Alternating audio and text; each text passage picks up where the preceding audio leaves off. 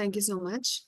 And thank you to the Asar Center and the Pratham team for inviting all of us to have a conversation around the sort of digital readiness of youth based on your survey and Asar.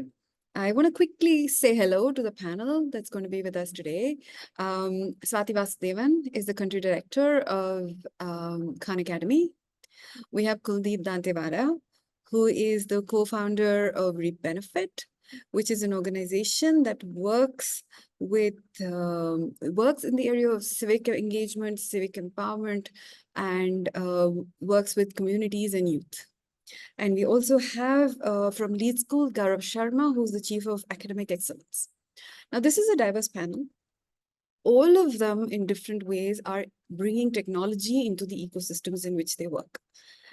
And in addition to this, we have Madhav Chauhan. Madhav, of course, needs no introduction, founder of Pratham and all of that. But what I would like to start with today is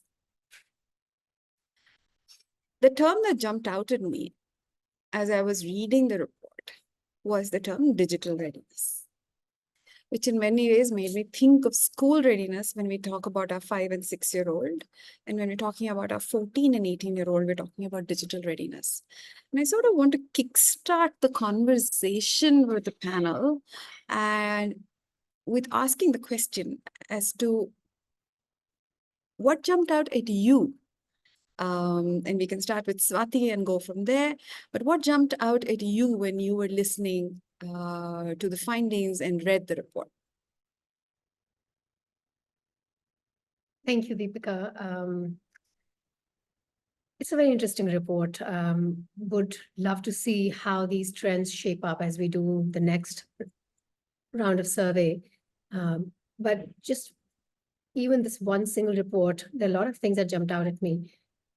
Digital readiness, like you said, is absolutely crucial because it's a pathway to so many other things for empowering youth in the country and delivering on that demographic dividend, as we call it. It's a pathway to education, to exposure, to having experiences, albeit virtual and hopefully physical later on. So let me focus on the education part because that's what jumped out for me. The gender disparity in digital literacy obviously jumped out very, very clearly. And the gender gaps persist strong, and there are social determinants of digital literacy outcomes. We've seen that in our own work in Khan Academy also. Social myths and gender disparities are widespread when it comes to, for example, math and girls. And we've seen that in some of our schools as well. At the same time, when you provide access properly to digital devices and infrastructure, you start to see those gaps closing very quickly too, which is exactly what the survey was talking about, the whole ownership piece, right? Which essentially is a proxy for proper access, on-demand access to devices. And one example that comes to mind is 90% of the girls in Kasturba Gandhi Balika Vidyalaya schools, which is where we are working in Khan Academy in UP, they are familiar with using EdTech for learning. And 70% are using for gaining math skills already, right? So to me, that's very heartwarming and very encouraging. And we've seen in the survey that 66% of the youth have used smartphones for learning activity. So that is a significant number. So that means two things for me. One, there is an absolute place for EdTech. So in other words, what I'm saying is we can no longer shy away from bringing EdTech to the underserved students, assuming that they won't be able to benefit from such high-tech educational mechanisms, and they need to focus on basics only. I think that is out the window now. So we can't afford not to provide EdTech access to our students, including the rural areas. So that's the first. Second is, I also noticed that there is very little gap between males and females in use of smartphones for learning and education. To me, that's a glimmer of hope right there. So we also saw that even for the unenrolled, EdTech is helping provide access to education. They are using it for learning. 16% of the students, if I remember correctly from the presentation, have used smartphones, even amongst the unenrolled population. So that to me is again very encouraging. So those are some of the things that jumped out for me. Thank you, Swati. Kuldeep, if I can bring you in, you work with youth in the context of hyperlocal climate issues and civic issues. The question specifically I have for you is, while we sort of talk about education, learning, doing day-to-day tasks, how are you seeing the role of technology and access to digital in terms of what are the habits you're seeing emerge in the context of your domain of work? Yeah. And if you can connect that to what jumped out at you in the context of the survey, that would be great. Yeah. Well, thank you, Deepika. So if I so some parts which resonated very, very strongly, I'll start off with that, and then some probably dissonance or questions I had. Definitely on the gender piece, right? We have seen specifically in the north of the country more than the south that while girls have access to mobile phones, they have proxy owners. And the proxy owners, like it could be the ownership could be from a standpoint of morality, could be from a standpoint of access. Just like if we have one mobile phone, then who gets a bigger share in that. Also could be like from a space of like just recharge, right? I'm just going to this detail that if there's an X amount of recharge available, then the distribution is generally the least for the girl in the family. We see more proxy ownership from a morality point of view in this specific age group of 14 to 13, like just when the girls are entering teenage and above. So it's I could see direct resonance when we started working. We self-reported information that we have mobile phone was there, but then we would not see them kind of engage. So now how does it play out? Like you can see that the same user behavior, if like the core of our work is activating agency.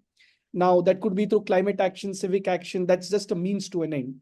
And what we also see, when we ask young people to engage in the community, they can engage by reporting, they can engage by campaigning, by building a solution, and things like that.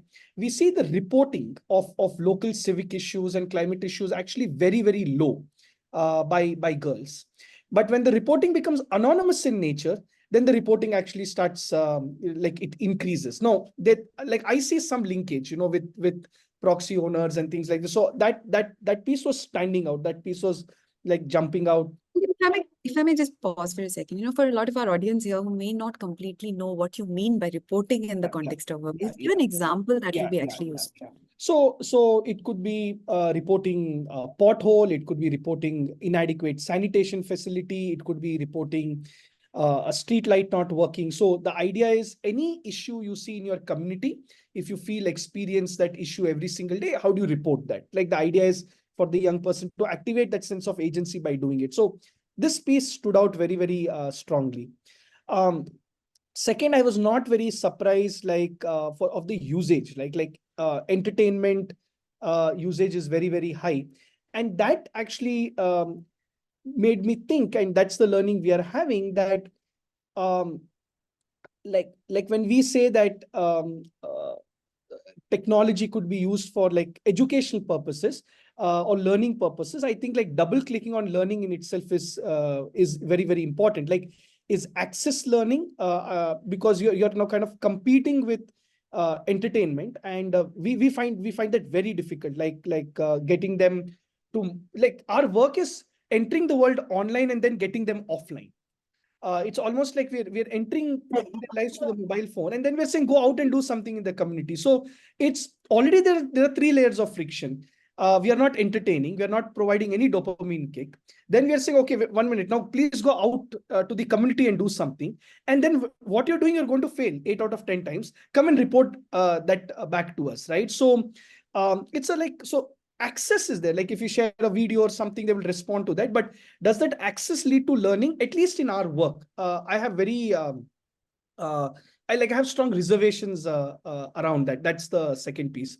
The third piece is in our work, and I'll close with this, Deepika, is like when you say digital readiness, and you kind of give an anchor of school readiness, my immediate thought was, then probably we'll have to figure out digital readiness almost every 18 months. Almost every 18 months, there has to be a new kind of a template for digital readiness. So I think it's slightly different. The school readiness, there's a physical infrastructure. We know that the system does not change very, very quickly. Mostly it's a kind of a set structure. But when you talk about digital readiness, like the patterns I am seeing, for example, and I'll be very specific here, is voice. Like just the use of voice in what we are seeing has almost had a 200% jump.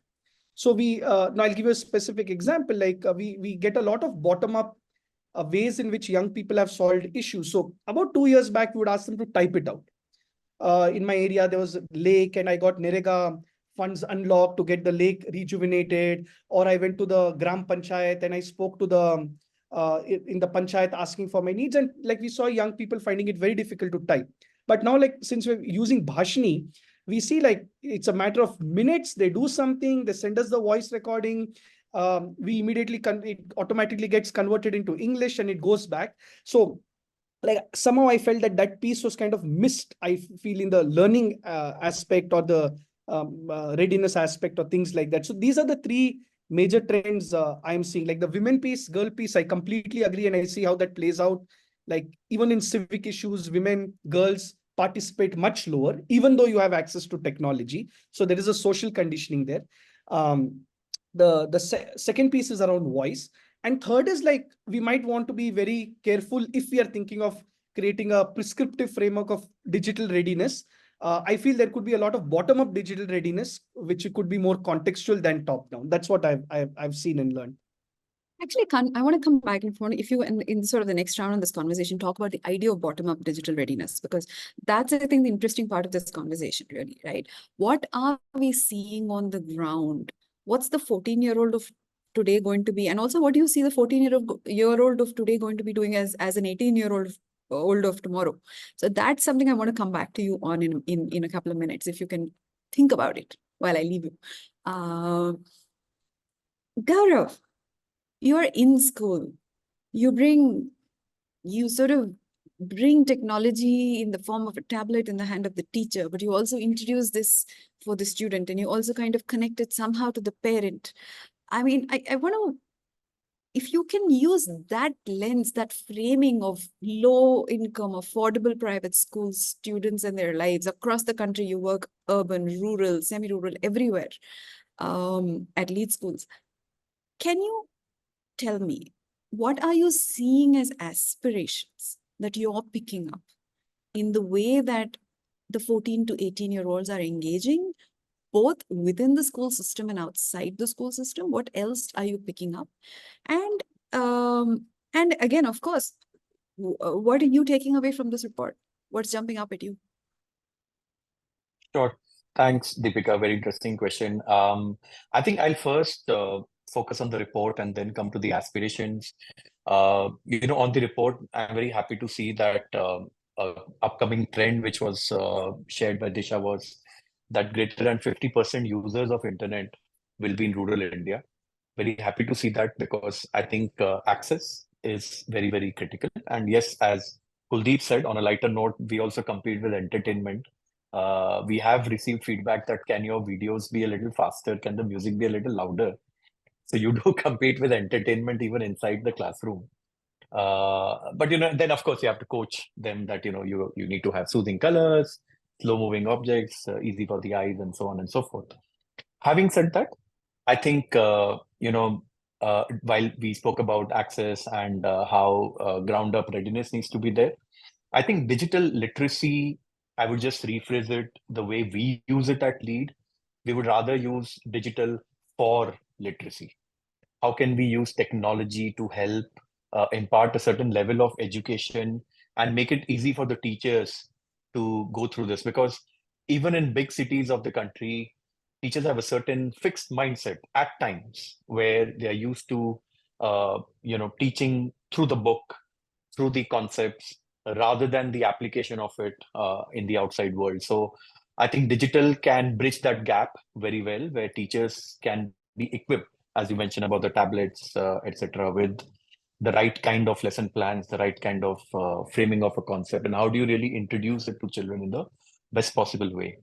So these are some of the things which I picked from the report. And of course, if you look at the larger ASER report, it talks about learning gaps in children. I won't go there, but I think that's a very, very big gap that we need to fill as a country. Having said that, when it comes to aspirations, I would definitely say there are 2 or 3 critical aspects in the way parents and a 14 to 18-year-old are looking at the world around. I think one critical thing is that the fact that a lot of them are using smartphones and have access and they know how to operate and find a YouTube video easily, they want to be more and more aware of the world out there, and they want to feel connected to it. That is very, very critical when it comes to, it doesn't matter which city or town or rural or an urban belt you are in, but I think they want to feel connected to the world at large. Parents want to know that, is my child learning the same concepts or in the same way as students elsewhere in tier 1 cities? That is the second aspiration they have. The third is, I think we still, and this I'm telling to you from my experience from 27 states in the country, plus the union territories, where most students and parents and school leaders want their children to have strong English proficiency. They should be able to read and comprehend English. They should be able to converse in the language. I think when it comes to literacy, we should not forget this aspect, because English, by and large, also gives them access to a lot of knowledge and resources out there on the internet. So that becomes a very, very big stepping stone. And finally, I would say the 14 to 18-year-old will be finally moving into higher education. And the aspirational colleges for higher education are in tier 1 cities. Bulk of them. Now, when they want to go to such a college, the competitive exams are not set by the class teacher. They are set by independent bodies, and which means that it will be testing a tier 1 or a tier 2 or a tier 3 child at the same way, at the same level. And how can they really bridge that, compete with the children outside, compete with the larger world outside, and be able to stand confidently is something that they aspire for. And I think we have an advantage of being inside the classroom to impact that. Yeah. Thanks, Gaurav. Madhav, I have a sort of a type of question I can only ask you. In your imagination, what is an digitally empowered 14-year-old, and what is a digitally empowered 18-year-old? A digitally empowered 14 and 18-year-old, both the same, is somebody who can use digital means to learn whatever he wants or she wants, and not be forced to learn what the school curriculum dishes out. That's a very googly answer to your question. It's a very typical answer to my question. Well, now that I've answered that question and parked it, let me say there are 2 points that I wanted to bring out. I think we did a good thing by moving. I must congratulate Vilima and the team and Rukmini for bringing digital readiness or whatever digital into the ASER survey. And I think we should continue. The only thing is this digital survey, because of the rigor that Vilima and team want to bring in, will leave out a lot of gaps.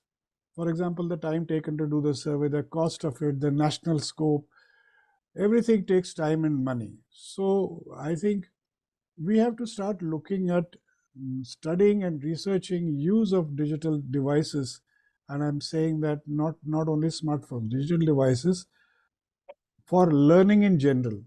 There's learning and there's education. And I've been talking about this, learning outside the school a lot. there is a school curriculum learning, and there is other things that children learn, and people, you and I, learn as well.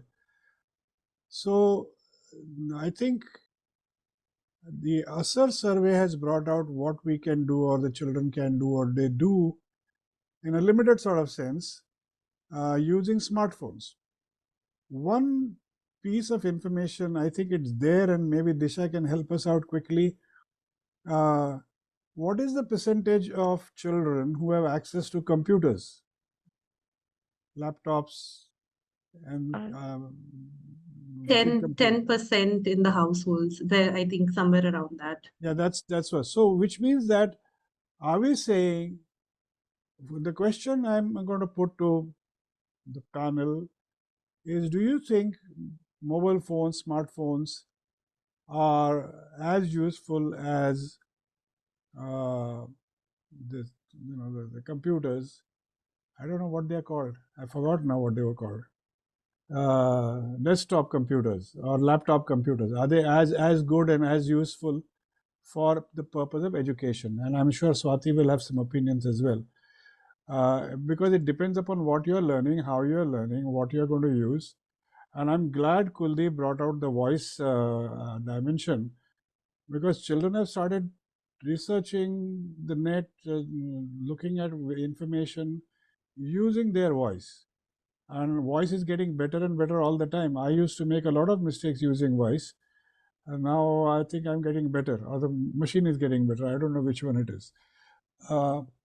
So I think we need to use a research or survey tool to go deeper into the subject, because it won't do to only look at how the usage is and who owns it and all that. That's done, that's finished.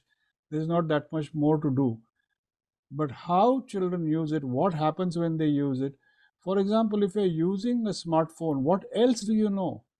We are asking them simple things, but the children may know many things. And this is a question I keep asking my colleagues. As a schoolboy, I used to feel that the teacher somehow knows exactly what I don't know. And she asks me this question and then uses that against me. So what if I were to tell you what I know and not let you find out what I don't know? What is it? And this is the kind of experimentation that is possible, because the net opens up things that the school cannot. So that is, I think the research into this use of technology, or use or not access to technology, even if small access to technology, has to be figured out. This thing about technology, for example, Google Maps. We ask, can you use Google Maps? And then we say that girls fewer girls can use than boys. The answer to that is why the boys are roaming around freely, girls are not. It has nothing to do with technology, is my thinking. It is about the access to the world in general. Boys have a greater access, easier access. Girls don't. There is a thing, like I said, if you only concentrate on what is being taught in schools, things that children want to know. Children, adolescents especially, are curious and they want to find out. Are they finding out? Do they learn? And that is the taboo subject that we will not touch as a survey. Now, unless you are doing research, there are, we will go biology wise, but sex education, no. And I think anecdotally, I've heard that a large percentage of young people have access to pornography, or they've either used live or whatever. Now, this is a completely unexplored area. I'm not saying we should go and explore it, but that is the part, that hidden part, which the internet and digital technology is bringing out, that we must look at. Maybe I'll talk some more about these kinds of things in the next part, but I really would like the rest of you to respond to my question mark about use of smartphones as opposed to laptops and desktops for education. And maybe the answer is very simple, yes, no, whatever. Maybe I can jump in here, Madhav. That's a very, very important thing you mentioned. And in general, it actually doesn't matter. A device is a device, as long as it's being used for accessing learning. But what we have seen is that there is a very clear trend towards mobile devices. So for example, on an average in any given year, between 60 to 70% of usage of Khan Academy happens using mobile phones and not desktop computers or tablets. So I think that itself is very telling. So there is that movement happening. And I think if we are not equipping ourselves to provide those services for learning to the students in a mobile-friendly way, we partly missing the boat. I think that's what we are seeing. And luckily for us, the Khan Academy platform that we are helping the students with is fairly user-friendly and accessible on mobile apps as well.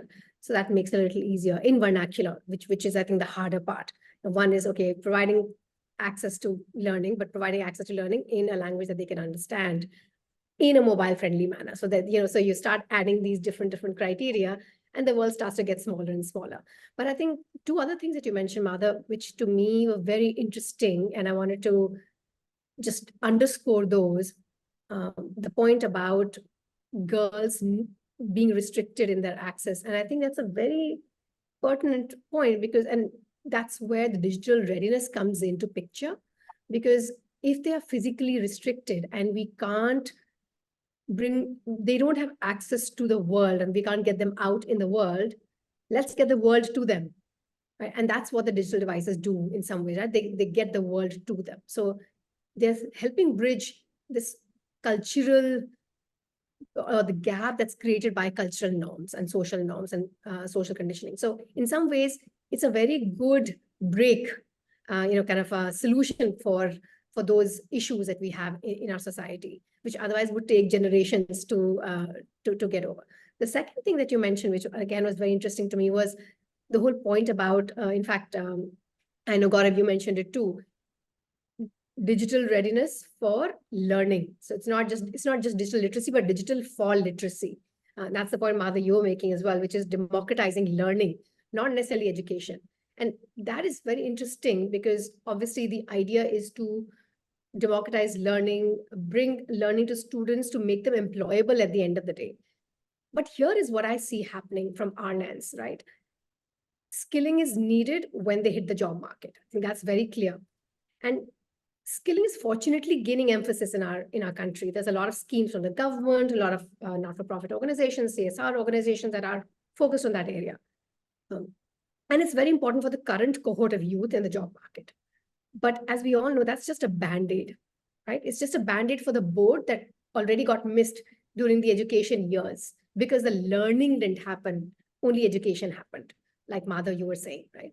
And to me, the problem needs to be solved upstream, right? When they are in the system of education, that's where the learning really needs to happen. The good news is there is emphasis on at least early years of the elementary age cohorts through things like FLN, maybe not digital literacy, but at least FLN is there. But there is this thing, what I call as a missing middle when it comes to emphasis on building skills for the youth in the country. 14 to 18 years is that age group where quality of education needs to be imparted in all subjects. And especially in STEM and digital literacy, because we all know that knowledge alone is not adequate, both in, like you were saying, that access alone is not adequate. That's what Kuldeep was saying, which I completely agree with. This access or knowledge alone and exposure alone to digital readiness or devices or access to STEM education or learning alone isn't adequate, especially in these areas. Skill building is needed. You need to be skilled at some of you to use these things. And that's where at least we in Khan Academy are focused on, which is the missing middle, the 6th to 12th grade students for imparting learning, not necessarily just education, the way we define it in our systems, but imparting learning to them. So let me stop there. Madhav, when you were talking, the thought that occurred to me was, this is something that occurred to me actually even when the report was coming. We're looking at smartphones because that's actually the most a widely accessible form of technology. But what also, if you look at it, school systems enable access to technology by providing computers. Even, I mean, of course, not everywhere, but certainly in a quite a significant number of schools in the country. So, for example, the idea of labs and learning labs for language, which is being created, spaces of that kind that are being created, for example, in Tamil Nadu. All of these end up connecting a child with having to manage it, engaging with a device, putting a headphone, using a mouse, turning something on, turning something off, it does. But the question that I want to come back to the idea of digital empowerment is, so far, as I've been hearing it, everything sounds a little bit like the child is a consumer. I'm consuming educational content. I'm consuming videos for the sake of exams. I'm consuming this thing. What does it mean to participate, to choose, to benefit?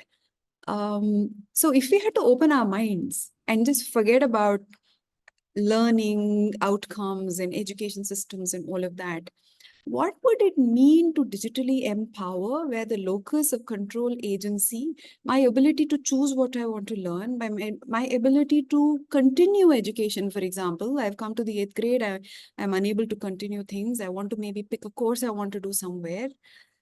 What does digital empowerment mean in that context for the 14 to 18-year-old is a thought that entered my mind. To learn anything, anywhere, because I now, obviously, what this report says is that we all have access. We've sorted that out. So what does that mean for us as the ecosystem to serve the needs of that access? Right? So that there is ability to choose, the ability to, and like you, Swati, directly said, how do we bring something to the child where they are, to the learner where they are?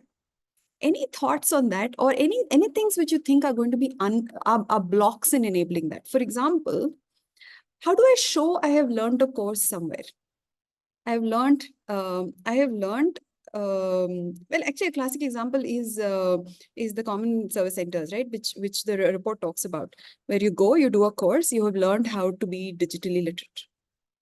But that's something that you go somewhere and learn. But what if I want to learn tailoring somewhere, in addition to going to school? Can I access that course? Where will I store the credentials? How do I become empowered? What are those indicators of empowerment? Can we just talk to what might be indicators of empowerment digitally? ID, certificates, being able to share, because if you see the habit of sharing videos after having discovered something, can I share achievements? Are these ideas that we sort of, in addition to the idea of readiness, can we look at the idea of empowerment as well from this lens? Because when Madhav said anything, anywhere, what are the ingredients of that? What are the ingredients of that anything, anywhere? Yeah, I'll try to take a stab at it. It's a very interesting thing. So going back to Madhavji's original question about computers and mobile phones. So if you take a step back, what I am seeing, what mobile phones do, they do two very important things. One is you can almost learn on demand, right? If today I want to learn how to cook something, or I want to learn how to sing something, like be it rural or urban, there is that agency to learn on demand. That clarity is there, right? And second is the asynchronous nature of technology, right? So I like, if I'm stuck somewhere right now, it's almost like this digital running mate I have, wherein I don't even have to necessarily think. I have to just go and kind of just inquire there and get a response, rather than me actually trying to invest and investigate some time. So I think two parts to your question, Deepika. One is, I feel like, at least from the vantage point we are operating, we'll have to, at least young people we are working with, will have to de-link learning and outcome. The problem is, like, learning and outcome are so linked, right? So again, we are thinking, like, while we're saying we don't want to think of them as consumers, but again, we're thinking of some form of the consumer sharing what they have consumed. I finished a course, I've got this badge, I've got a skill. So somewhere, if you see, we somewhere there's something like deep down, we look at young people as consumers. Like we can say whatever you want, but deep down, it's still a consumer. So two things I'm learning from the age group we are working with. One, they will learn at the pace they want to, and they'll learn, they'll stop, they will move out, they might come back again, and the ecosystem should be okay with this, right? I think we are slowly entering an era wherein completing something, unless it is academic in nature and there is a top-down push and, I have to finish 10th board exam and 12th board exam, etc. I think we will have a lot of like young people will learn in a lot of asynchronous ways. They'll pick something, they'll drop something, they'll again come and pick that. And I think there's a great opportunity here, especially which is like what Madhav sir said, non-academic, or something which is like not bound by school and academics. And I've seen there's a higher ownership there. There's a higher ownership there because in a way they feel that they're kind of designing what they're doing. So that's one thing. The second thing is we'll also have to design outcomes and output in a different non-judgmental way. Again, the whole concept of badging, leaderboards, we do it ourselves, but we see that after a point, it triggers the same feeling of where am I in this pecking order? How am I compared to others? Almost we'll have to create a form of closing the loop or with the young person, wherein it has to be almost personalized to a nature, wherein every young person starts feeling after every action they take, at least in our in the work we do, that there is something naturally good at that. So we'll have to make learning more, like we'll have to remove the trust deficit or deficit mindset in learning, and we'll have to create abundance mindset. But so far, learning only aggravates deficit mindset, right? Like I'm 35 years old, but I'm sitting in this panel and I'm still thinking, oh, why didn't I think of this point? My mind is not naturally thinking, what is the flavor I can bring to the table, because it's deep conditioning. So I feel that if you want to make them producers, like you have to accept that learning is asynchronous. B, you will have to look at outcomes very, very differently. The outcomes have to be so individualized, almost like how it's on social media, that I can be having like a chai on a tapri or a chai in Taj, but I feel I have the agency to share both. And there's a market for both. So I feel these are certain things, if we start doing, then young people will start becoming producers. And it has to be slightly non-prescriptive. Like I think young people can sense tokenism and prescription very, very quickly. So how can our tools allow for like it being non-tokenistic and non-prescriptive, and then things will emerge and the network effect will happen. At least we have seen it happen to some extent, if not high scale, some scale at least. Yeah. See, can I add something? I just want to add to what Kuldeep said, because, best innovation comes when there is a lack of something. And, the places where we work, we also realize that learning within the classroom, I know curriculum is something that we don't expect too much out of, but that's where if a little effort is put in, and if I can connect learning to life, if I can make it more contextual for the child, I think the child will carry it outside the classroom. That is very important. As Madhavji said about curiosity, I think we all know that curiosity is the wicker in the candle of learning, right? So if you're able to instill that, if you're able to, excite the child or the student to think about uh, problems around them that need to be solved. And I'll also give you an example of that. We recently did the LEAD championships where we had some 100,000 students from across the country who participated, the LEAD school students, out of which we had 45 finalists. Now, this ratio is more difficult than an IAS exam, but out of these 45 finalists, 60% were girls.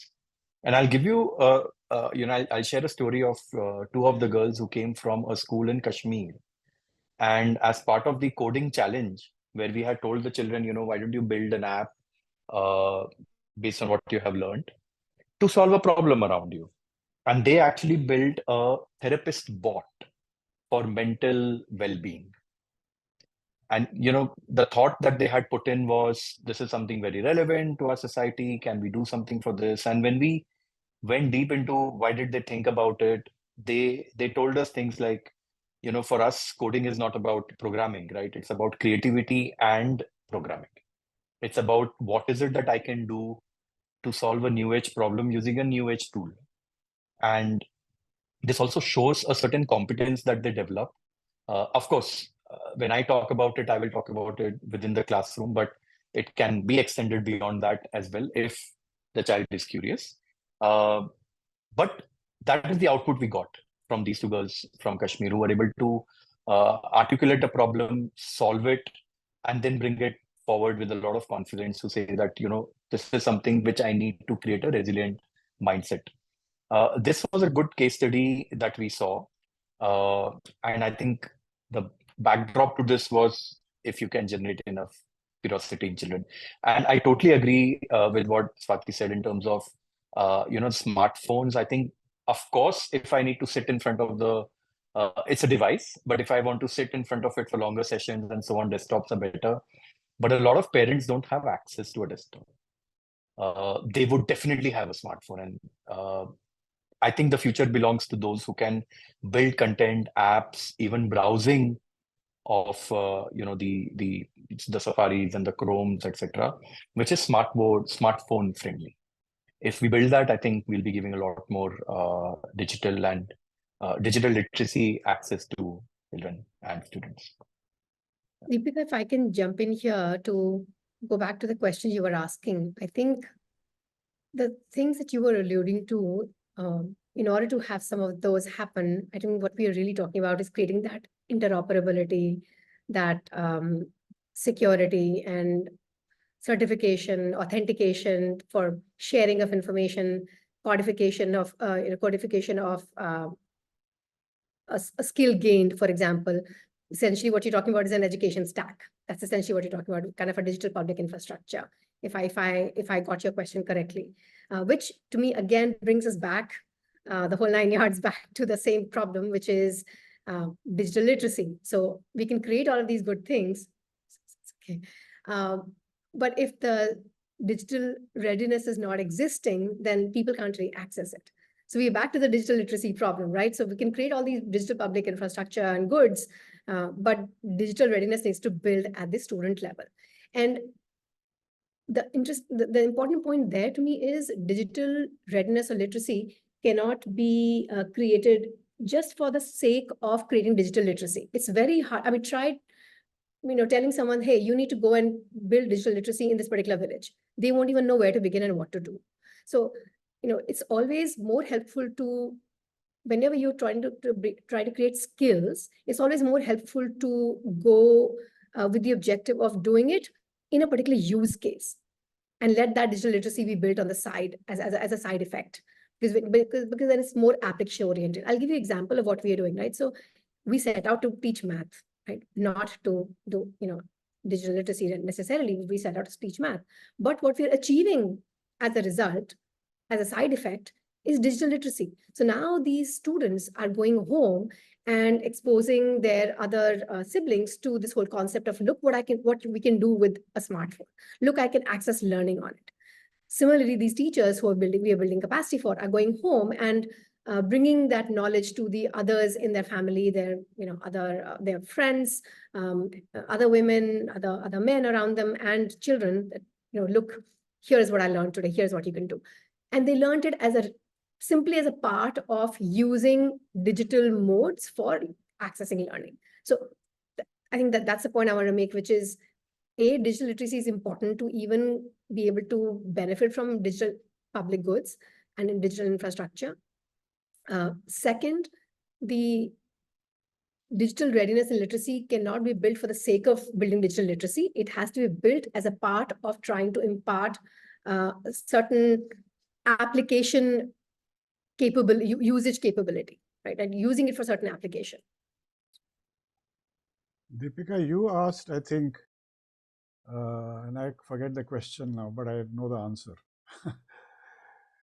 Something about, let me say what I have in mind. Maybe you'll ask the question then. So, access to digital devices is what Asar has explored. But access to digital devices is not digital access to knowledge, not necessarily, because that access, the device cannot access everything that's available, and what is available is not everything that you need. And it's not available in a form that you can actually use. This is like in soil, they say micronutrients are in the available and not available, both possible. So it's there in the soil, but doesn't mean you can access it. So I think this whole issue of access to knowledge is something that needs to be explored. Where are the gaps? Where are the blocks? Language was clearly one block, but there's another block.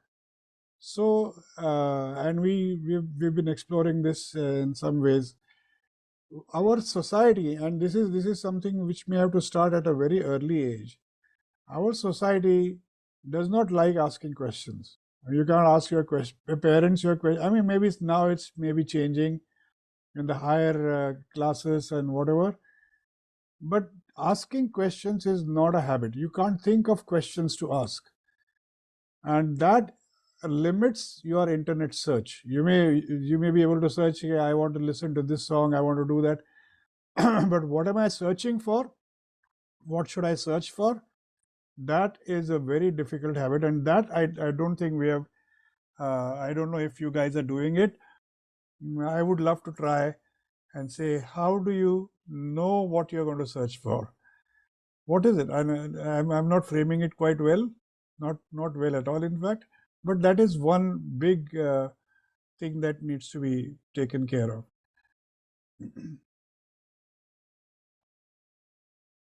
You're on mute, Deepika.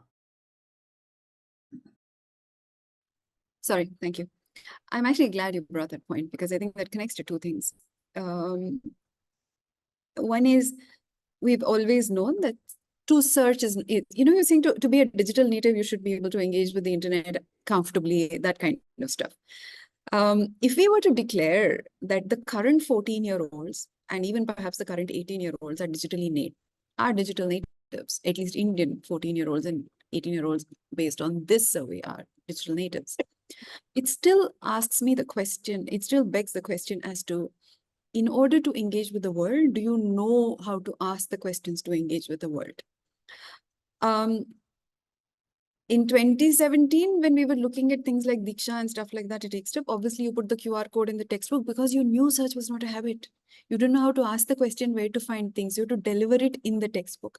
But today, 2024, AI is here. Voice is here. So much has changed. How are we imagining that our young 14 and 18-year-olds are going to engage with the world in an empowered way that benefits them? And are we doing enough to serve them well? This is a question in my head. There's something I wanted to say and I didn't, but now that you brought this up, let me ask this question. Just not many years ago, and even today, we say education is equal to school. Schooling is equal to education.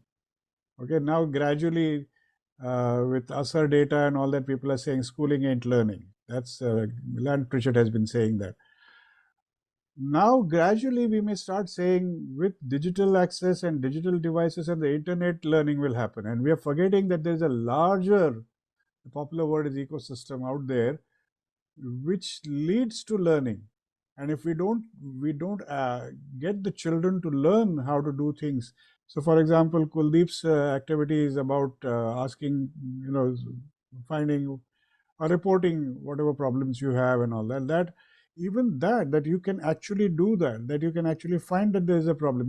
There is a problem, you can report it. Even simple things like that will be important, and that requires a lot of freedom. And culturally, we are not a free society. And it's not about gender only, it's age, gender, income, politics, everything.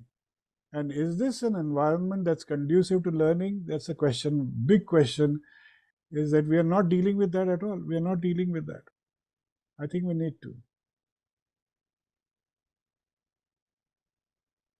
Thanks, Mother. We have 15 minutes, so I'm going to use this to kind of Look, does everybody think that? No, but I really, one question though. Do we agree that digital is part of our life? It's like air at this point. You have to engage with it in some way or the other. And certainly all the 14-year-olds who will be 18 in 4 years will be doing much more than the current 18-year-olds, right? I think that much is here to stay.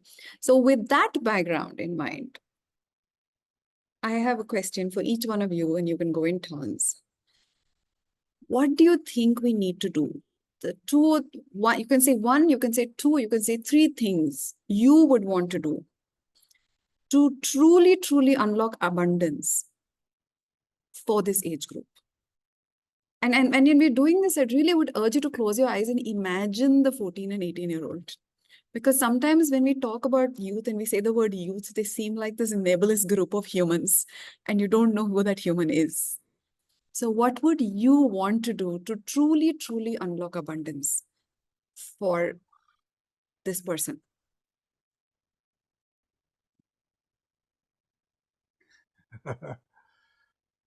You are not saying who should start. Okay, I can, I will, Swati. Well, last time I went first. Maybe we have somebody else go We'll first. start with, and now I'm maybe we'll have to kidding. start with you, I'm Madhav, but I kidding. know you need it. I'm kidding. But yes, You wanna Madhav, go? please. Madhav, please go ahead. No, I've had a favorite theme in my head, and I think Deepika has heard it many years ago, and I've not done much about it. It's crying out to be done. I'm calling it ATM, like your kiosks and the CCS or whatever you call it. ATM is anytime testing machine, and let me go really beyond the imagination and say a kid walks into a kiosk and says, "Hey, I have found the answer to black holes or whatever, and I want to be tested." I'm going really far out, okay? And some of my colleagues must be saying, what is going on? So, and then say, okay, I want somebody to test me. And that question goes out into the universe and somebody says, okay, I know how to test this kid. Does he know what he's talking about? And you test it. So there is no standardized exam. There are standardized exams, maybe some things like I can spell any word you say. It's a spelling bee thing. That's a very trivial question. Anytime testing machine is something that I would really like to do, and that takes the it goes away from schooling, it goes away from the standard education, and there are problems, I grant you, but Deepika said close your eyes. I didn't close my eyes, but imagine. So that's one thing that I've been thinking of. I have heard you say this before, you're right. Yeah. So Gaurav, go. I sorry, Swati, you wanted to come in? Simply because Deepika asked me to start first. Okay. No. So now you will get to have the last words. Thank you. Yeah. See, I'll link this to something I said before, and I don't know if I have a solution to this or not, but I had read somewhere about abundance that, the key part about abundance is about meeting limited circumstances with unlimited thoughts or imagination. That is what abundance is all about. I think the 14 to 18-year-old that we are talking about, I think that age also is a very, very sensitive age. Today, very aware. Digital is something we cannot avoid or miss. Reality is becoming augmented. There is an alternate reality called virtual reality and so on. So I think if we are able to give avenues, opportunities, or platforms for imagination to go wild, because I totally agree with Madhavji. I think schooling has been marred with a lot of restrictive, uh, conformist kind of education that we have seen. But how can I really force them to think? How can we really make them think about solutions to problems around them, but not with any limited view? Anything is possible. Hey, listen, there is this part of the world where a problem was solved with XYZ steps. Can I do something like that? I have access to that today through digital. A. B, fine, it may have worked there. It will not work where I am. Can I create something different? Can I do something new? Can I try out something new? That fear of failure, use of digital or technology to get access to a lot more information or course correct yourself. And the third is, I think, unlimited imagination. That is something if we are able to get, but there has to be a want. There has to be a need for a problem to be solved, and then married with imagination. That's what I think we can do. Thank you, Gaurav. Kuldeep? And it's a great question, Deepika. So how do we create that sense of abundance in young people? So I agree with you. Technology is going to be a horizontal layer, whether we like it or we don't, right? If we have to create that sense of abundance, I think, at least from what I have learned working with young people, is first young people will have to start feeling that they like their own self-efficacy should be there. Like unfortunately, whether you have technology, you don't have technology, whether you send them to a school, you don't send them to a school, there is a social construct we are working in, which I don't think like technology can undo. And the report in a way has validated that, right? So, but the power technology has is to nudge young people to explore for things where their self-efficacy gets activated, where their sense of agency gets activated. Now, what I have learned through our work is that, and this could be slightly controversial to state here, that we think knowing or knowledge creates self-efficacy. It does. But sometimes it creates in some form of abstraction. I think technology can allow for knowing, doing, and being, all three together. And I feel that's the role like we should play to create that sense of abundance. So three things. One is, how do we design things which don't force but nudge young people? That is one. Second, how do we nudge things which are respectful to young people, wherein they can make their choices? And there is no judgment passed on that choices, right? So if I want to understand ki mere gaon ka kila kaisa hai, that is also okay. Right. So that's the second important piece. So the nudging is important. It's not a forceful push, but it's a gentle push. The second thing is that the push is towards something they feel contextually they can relate to.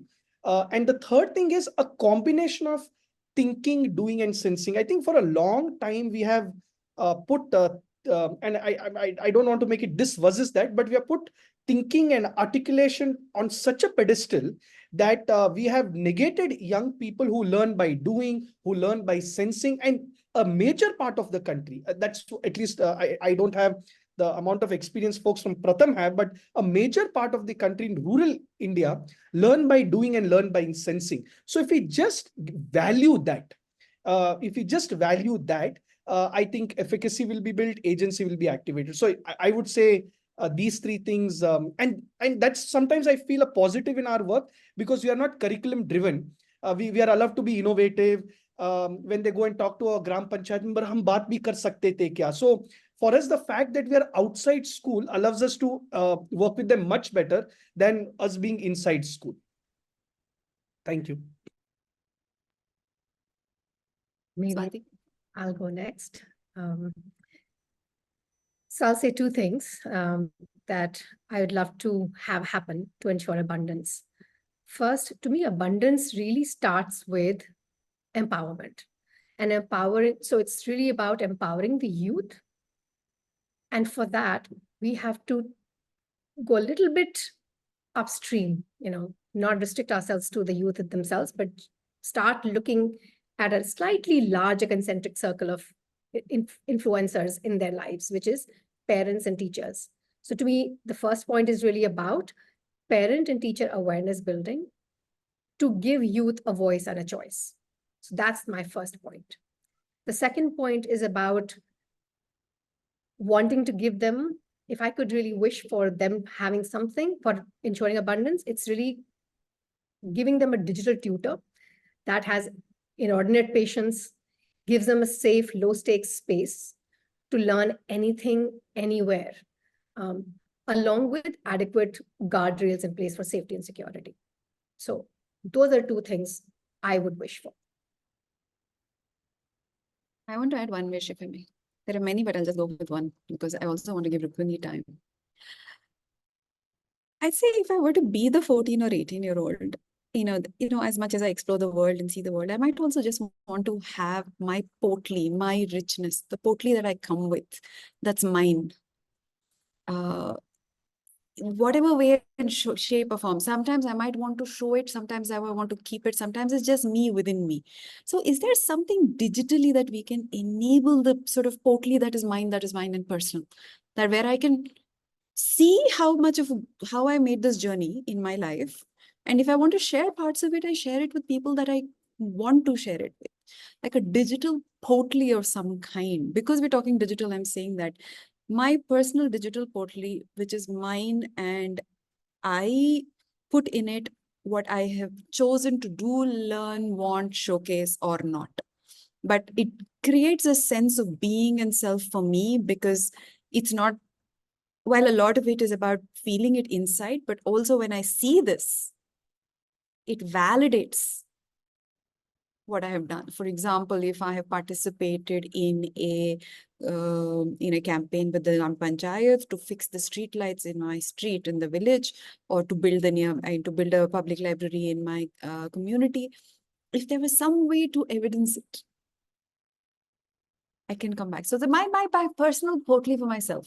So I don't know what we want to call it, how we want to call it, but that enables me to go to the ATM and do the test when I want to, access the digital tutor when I want to, participate, showcase, not care when I want to, and be imaginative, create or not when I want to.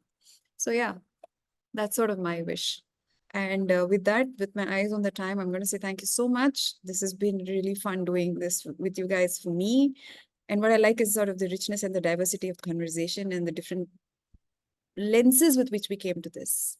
And with that, Rukmini, may I hand it over to you? I know with not too much time, really sorry. No. My job was to say thank you, and you've said it already. But I No, think I was anyone, saying but I think anyone who's been listening will really come away thinking that this was a very rich hour and a half. You kind of started with, things like digital literacy connected to using resources, digital for learning. But I think where you ended up is actually questioning some very key fundamental, what is learning, what is outcome. It seems, maybe I'm listening in a biased way, that there's a much more excitement outside the school, much more freedom to explore. How do we bring that inside? Swati spoke of the missing middle. I have notes all over the place, so I don't even know which one to pick on. But I think I want to end with the fact that what we see in this report, whatever it may be, whether we went deeply or went on the surface, all the digital skills that these kids have or whatever they're using have been learned by themselves. And probably they've learned from each other, because at this age, I don't think you think too highly of adults around you. And so I think there is a whole other way of learning that has happened, which was not forced, which was not, okay, they're surfing the net, they're watching movies, whatever they're doing, but they're doing that because they got it from, or learned it, or found it. And probably if anybody helped them, it was their friends and their, the people around them. And the second interesting feature, which we all know, it's not in the report, is that this age group probably knows more about what to do in this space than all adults who are around them. And so while up to now that knowledge is, mummy ko pucho, papa ko pucho, gyan ke vardhan wahi hai. Now it is that actually everybody in the family, including in my family, you're always asking the younger ones, yaar bata de isko kaise karna hai. So this table turning, I think, is the abundance. And maybe we are just skating on one level today, but I don't know whether, and I don't have any history background within the history of civilization, this is the first time that younger people know much more than older people on some very, specific things. And so how can we take advantage, of that? But I think I really want to thank everyone. For us, Asar is a part of our what should I say, part of our life, part of our DNA. But what Asr does every time is it connects you to new people, to new ways of thinking. And this age group has opened us up to a whole new family, of which I consider all of you a part of, because I think that this age group, is part of the missing middle, but is also a neglected age group. And I think that we hope that all of these conversations and discussions help us to think about how do you think about this age group, what do we do outside, inside, conceptually, and so on and so forth. So big thanks to everyone. I hope we continue these discussions in different ways. And once again, your time, hour and a half and more, has been very precious to us. So thank you. Over to whoever is controlling the screen, Shweta.